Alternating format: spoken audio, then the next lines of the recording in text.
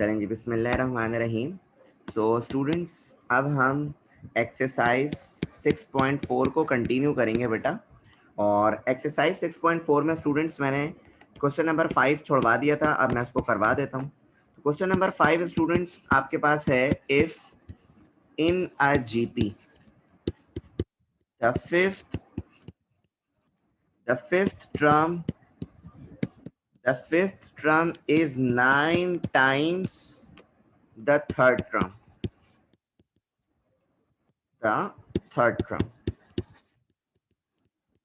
and its second term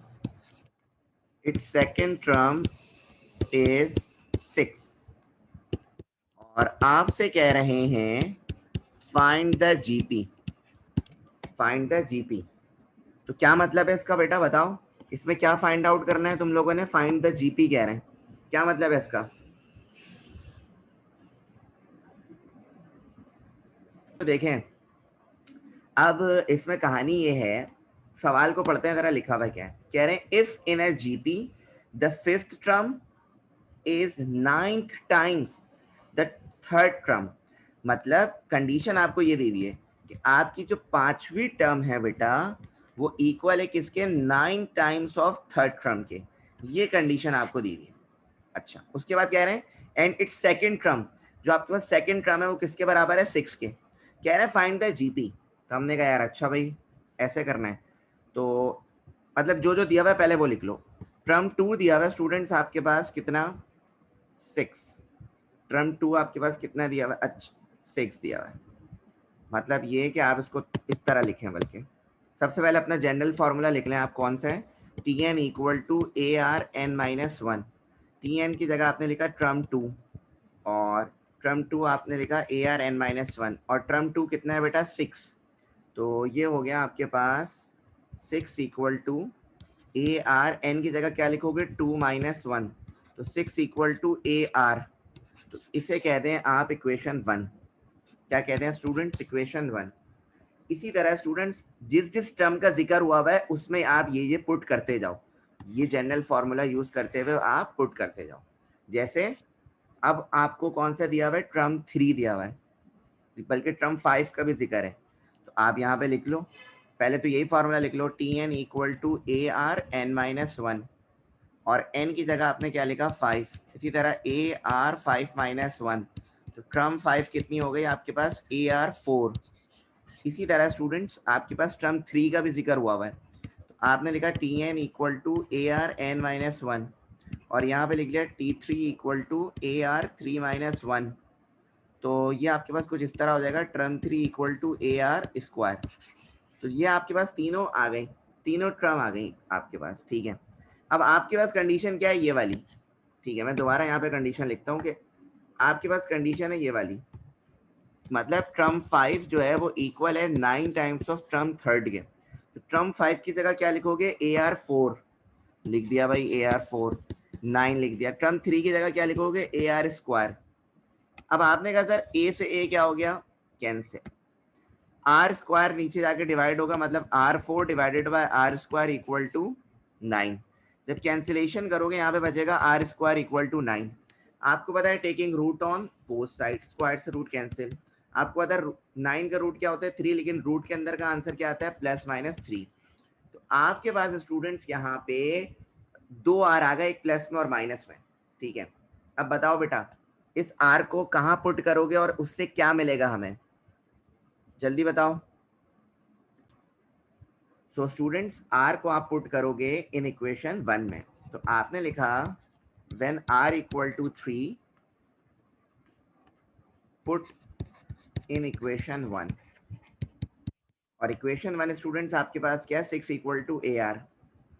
तो 6 equal to A are की जगह लिखा आपने प्लस 3, तो 6 इक्वल टू ये हो गया 3a। ठीक है, ए 3 मल्टीप्लाई कर रहा है, नीचे आकर डिवाइड करेगा तो ये हो जाएगा 6 डिवाइडेड बाई 3, और ए की वैल्यू आपके पास कितना आ जाएगी? 2। ये कब होगा? जब आर आप 3 रखेंगे। इसी तरह जब आर आप माइनस 3 रखें, when R equal to minus 3, तो ये आपके पास क्या हो जाएगा? 6 equal to A minus 3। 6 equal to minus 3 है, तो -3 को आप नीचे भेजते हैं तो ये हो जाएगा -3। तो ये आपके पास a की वैल्यू कितनी आ जाएगी, -2। सही है, तो 2 a आ गए, 2 आपके पास r आ गए। अब आपने करना है क्या है बेटा, सर आपने तो जीपी निकालनी है, तो जीपी की सीक्वेंस बताओ क्या होती है, जीपी की सीक्वेंस सीरीज क्या होती है जीपी की बताओ। तो आपने यहाँ पे लिखा ए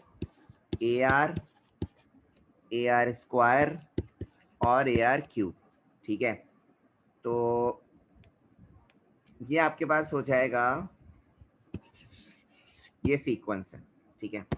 लेकिन एक में ए आपने रखना है 2 और आर रखना है 2, और एक सीक्वेंस में ए रखना है -2 और आर कितना रखना है -2, ठीक है।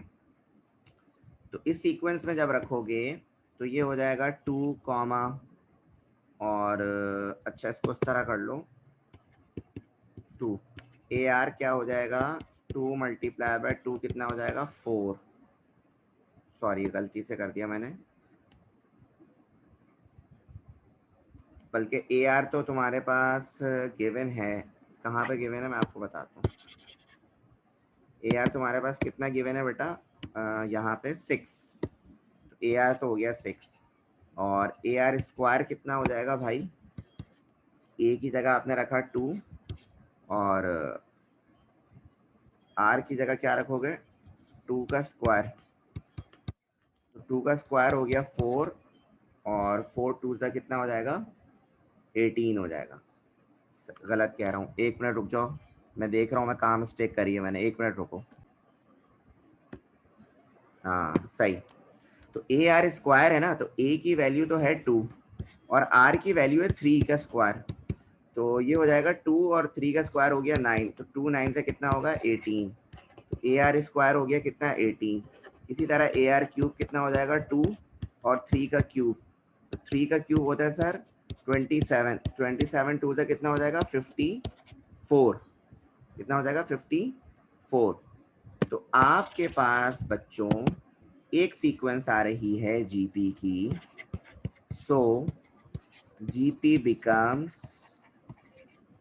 2, 6, 18, 54 एंड सो ऑन। एक तो ये आ रही है, ये वैल्यूज रखने पे, लेकिन अगर आप ए की वैल्यू रखें -2, आर की वैल्यू रखें -3, ठीक है, तो आपके पास जो सीक्वेंस आएगी वो डिफरेंट होगी। मतलब a equal to -2, A R आपके पास आएगा कितना 6, जब ए आर स्क्वायर निकालोगे किस तरह, a की वैल्यू रखी 2 और -3 का स्क्वायर करोगे तो तुम्हारे पास कितना हो जाएगा बच्चे, अच्छा a-2, अच्छा ये हो जाएगा 9, तो ये हो जाएगा -18। इसी तरह ए आर क्यूब जब निकालोगे -2 मल्टीप्लाई बाय आर -3 पे क्यूब आ रहा है, तो ये तुम्हारे पास आ जाएगा 54। तो एक आपके पास सीक्वेंस ये आ रही है, सो GP becomes -2, 6, -18 और 54 एंड सो ऑन। सही है बच्चों, तो ये था आपका क्वेश्चन नंबर 5, जिसमें आपको सीक्वेंस फाइंड आउट करनी थी जीपी की। तो क्या यहाँ तक क्लियर हो गया, से यस और no.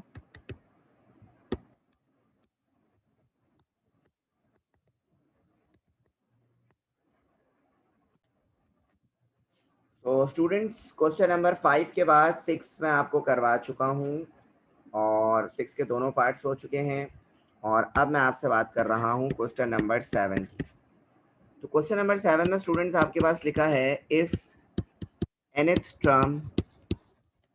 nth term of the sequence, nth term of the sequence 1, 2, 4 dot dot dot is the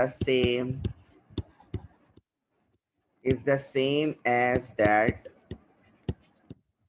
256, 128, 64 dot dot dot चलते चलते, और आपसे कह रहे हैं फाइंड n, मतलब आपने एंड फाइंड आउट करना है। सही है, तो आप देखें कि सबसे पहले सॉल्यूशन में आप यहाँ पे लिखेंगे लेट द सीक्वेंस 1। पहले आप देखें सीक्वेंस 1 आपके पास क्या है, let the first sequence, let the first sequence, और फर्स्ट सीक्वेंस आपके पास है 1,2,4 एंड डॉट डॉट डॉट। तो फर्स्ट टर्म यानी ए आ गई 1, आर आ जाएगा 2 डिवाइडेड बाय 1, तो आर कितना आ जाएगा 2, ठीक है। और ए है, आर है, आपने मालूम करना है क्या, एन। आपने लगाया फॉर्मूला जनरल टर्म का, T N equal to A R N minus 1। N पता नहीं है तो ऐसे लिखा, ए की जगह लिखा 1, आर की जगह लिखा 2 एन माइनस 1। जब आप इसे मजीद सॉल्व करेंगे तो ये हो जाएगा टी एन इक्वल टू 2 की पावर एन माइनस 1, इसे कह दो इक्वेशन नंबर 1। उसके बाद बात करो सेकंड जो सीक्वेंस दी हुई है, let the second sequence, let the second sequence is 256, 128 और 64 dot dot dot.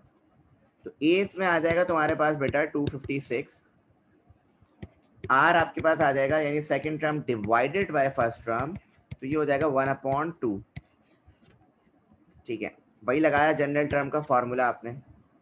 General term का फॉर्मूला क्या है भाई, T N equal to A R N minus 1। तो ये आपके पास क्या हो जाएगा, T N equal to A की जगह लिखा 256, आर की जगह लिखा आपने 1/2 और पावर एन माइनस। तो टी एन इक्वल टू, इसको जब कैंसिलेशन, अच्छा कैंसिलेशन नहीं हो सकती क्योंकि इस पर पावर अजीब सी है, तो आप इसी को कह दो इक्वेशन नंबर 2, सही है। अब आपके पास क्या है कंडीशन, क्या लिखा हुआ है, if nth term of the sequence is the same as that, मतलब ये दोनों सीक्वेंस आपको सेम बता रहे हैं। तो इसका मतलब क्या है, आपने यहां पे लिखा according to the given condition, according to the given condition equation 1 and equation 2 are same. आपने दोनों को इक्वल कर दिया, 2n minus 1 equal to 256 into 1/2 n minus 1। तो 2n माइनस 1 को ऐसे लिखा, 256 किसकी पावर होती है, 2 की पावर 8, और 1/2 को आप इस तरह भी लिख सकते हो, 2 की पावर -1 और n माइनस 1, ठीक है। अब इसको तो ऐसे रखो। अब मल्टीप्लाई फॉर्म में बेसिस सेम है तो पावर को ऐड किया जाता है। पहले तो इसको ऐसे लिखो क्योंकि इन दोनों को पहले ये कर दो, -n माइनस माइनस +1, और अब इनकी पावर को ऐड कर दो, तो ये हो जाएगा 2 की पावर -n + 1 और +8। तो 2 की power n minus 1 equal to 2 की पावर -n + 9, ठीक है। और आपको पता है कि जब भी बेसिस सेम हो जाए तो पावर्स को हम क्या करते हैं, इक्वेट करते हैं। n minus 1 equal to -n + 9, -n इधर जाके +n, n + n, और -1 इधर जाके 9 माइनस, तो ये हो जाएगा 2n इक्वल टू 10 और n इक्वल टू 10/2। तो 2 1 ज़ा 2, 5 ज़ा, तो आपके पास n कितना आ गया स्टूडेंट्स, 5 आ गया, ठीक है। तो आपको निकालना भी यही था क्वेश्चन में, देखें आप क्या लिखा हुआ है कि भाई if nth term of the sequences ये है और फिर दूसरी सीक्वेंस ये, दोनों क्या है, सेम है। मतलब जो आपकी फिफ्थ टर्म होगी इसकी और इसकी, जो आपकी पांचवी टर्म होगी उस पे सेम वैल्यू आएगी, उस पे क्या आएगी स्टूडेंट्स, सेम वैल्यू आपके पास आएगी दोनों सीक्वेंस में, ठीक है। अब हम चलते हैं जरा आगे, ये समझ आ गया।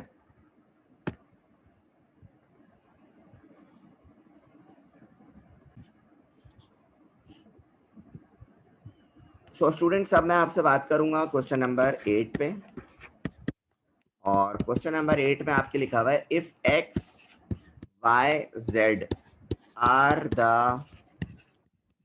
nth और 2nth और 3nth terms, x y z जो है वो तीनों टर्म्स हैं, किसकी? ऑफ आ जीपी की। और आपसे कह रहे हैं प्रूफ करें, proof that Y square equal है किसके? एक्स जेड के। ये आपने क्या करना है स्टूडेंट्स? प्रूफ करना है। तो बहुत ही आसान, कोई मुश्किल चीज है ही नहीं बिल्कुल। फॉर्मूला लगाया T N equal to A R N minus one, ये आपने जनरल फार्मूला लगा दिया, ठीक है। और आपके पास पहली टर्म है nth, आपने यहाँ पे लिख दिया T N equal to A R N minus one, जो किसके इक्वल है? एक्स के इक्वल है, आपने लिख दिया इक्वल टू एक्स, ठीक है। इसी तरह टू nth टर्म, वो भी इसी के इक्वल है कि ए आर, सिर्फ n की जगह 2n आ जाएगा, 2n माइनस वन, जो इक्वल है किसके? y के इक्वल है। इसे कहो इक्वेशन 1, इसे कहो इक्वेशन 2। और फिर तीसरी टर्म, जहाँ n की जगह 3n आ रहा है तो इधर भी n की जगह क्या आ जाएगा? 3n माइनस वन, जो किसके इक्वल है? z के। इसे कह दिया आपने इक्वेशन नंबर 3। अब कंडीशन क्या है कि Y square equal to X Z, ठीक है। तो वाई स्क्वायर क्या है? ये जो ये वैल्यू, इस वैल्यू को लिया आपने, इसका कर दिया स्क्वायर। मैं डायरेक्ट स्क्वायर कर रहा हूँ, बल्कि नहीं, मैं ले लेता हूँ 2n माइनस वन का होल स्क्वायर इक्वल है, और x और z मल्टीप्लाई हो रहे हैं, मतलब A R N minus one, ये रही x की वैल्यू, और z की वैल्यू ये रही A R 3n minus one, 3n minus one, ठीक है। तो a इसका स्क्वायर हो जाएगा a स्क्वायर, r हो जाएगा 4n माइनस टू, ठीक है, यही हो जाएगा। इधर इन दोनों को जब मल्टीप्लाई कर लोगे तो सेम आ जाएगा, A square R 4n minus two. तो ये देखो, ये चीज क्या हो गई तुम्हारे पास? प्रूफ्ड हो गई, ठीक है। तो स्टूडेंट्स, आज का लेक्चर हम इधर ही रखते हैं, और नेक्स्ट लेक्चर में इंशाल्लाह आपकी 6.4 को फिनिश करेंगे। तो यहाँ तक क्लियर हो गया सब बच्चों? सो स्टूडेंट्स, अल्लाह हाफिज़ टू एवरीवन, टेक केयर, अल्लाह हाफिज़।